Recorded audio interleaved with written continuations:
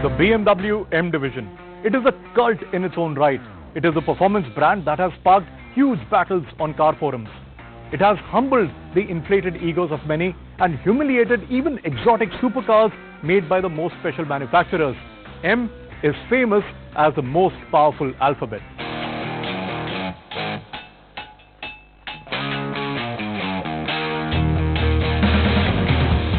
The story of BMW's M division is amazing, and we'll do a dedicated episode on it sometime in the future.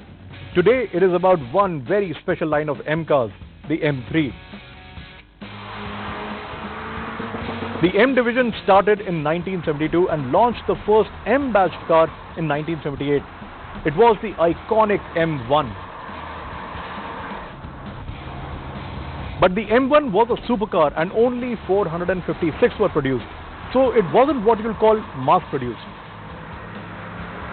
The first proper M car for the road was the M535i in 1979, which was followed by the true blue M5 based on the E28 generation 5 Series in 1984. But arguably the most crucial year in the history of BMW M was 1985, the year when the E30 M3 was born.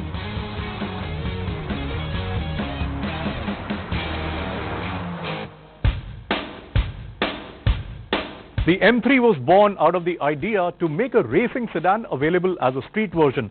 The thought was noble and one which the company was sure would appeal to the enthusiasts, but nobody foresaw the success that the M3 would become.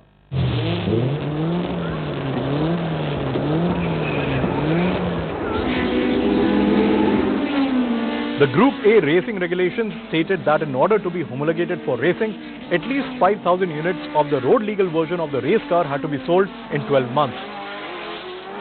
So BMW's motorsport division went about creating a car for everyday use without sacrificing suitability. It was given ABS and ventilated discs and racing-worthy suspension and dampers. The gearbox was also not the regular H pattern. It had a dogleg first gear, which means it was on the bottom left. Again, something that radiated racing inspiration. A lot of body panels were revised as well, and the engineers took a little more than the doors and the roof of the standard 3 Series production car. At the core of any M car is its engine, and the first ever M3 was no different. The 4-valve engine head know-how from the M1 supercar program made the M3's naturally aspirated 2.3-litre engine produce 200 bhp. Making the M3 lightweight was a critical focus point. Thanks to the bumpers, side skirts, boot lid and the spoiler, which were all made of plastic, the car tipped the scales at only 1200 kilograms. So the lightweight construction and the energetic engine made the M3 a spirited performer, doing 0 to 100 in just 6.7 seconds, and it went on to a top speed of 235 kilometers per hour.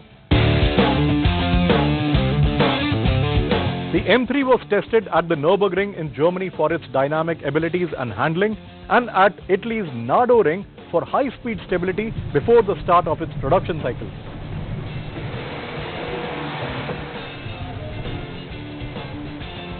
The Evolution trim received a power boost of 20 bhp and the top speed of the car went up to 243 km per hour. The final upgrade of the first ever M3 came in 1990 when the engine displacement went up to 2.5 litres and power shot up to 238 bhp in its most powerful Sport Evolution trim.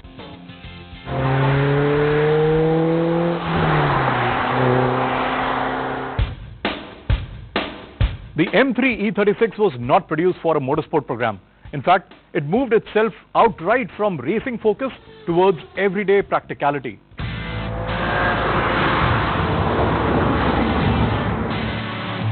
But it was not without the underlying M character which made the E30 stand out. The development of the M3 E36 fundamentally revolved around its engine. It was no more a heavily tuned and performance-focused inline-4 that did duty. The shift was made to a 3-litre inline 6-cylinder which made 286 bhp. From the outset, the personality of the naturally aspirated engine combined the best of both worlds. It was tractable and flexible for road use, but had the emotion and feel of an uncompromising racing engine. One of the great innovations was the variable camshaft adjustment, or WION for short, which was used in the M3 E36 for the first time. It allowed for camshaft adjustment to deliver maximum torque in both partial as well as full load applications. The very straight and square design did not make the M3 instantly stand out as the high-performance version of the 3 Series range. But the specially designed side mirrors, which reduced air resistance, did give it a unique look, and the front and rear aprons plus the 17-inch wheels created a purposeful stance. To aid dynamics, the engineers lowered the chassis of the M3 compared to the standard 3 Series by 3 centimeters. A model upgrade came in 1995, which saw the engine move from 3-litre to 3.2-litre inline-6.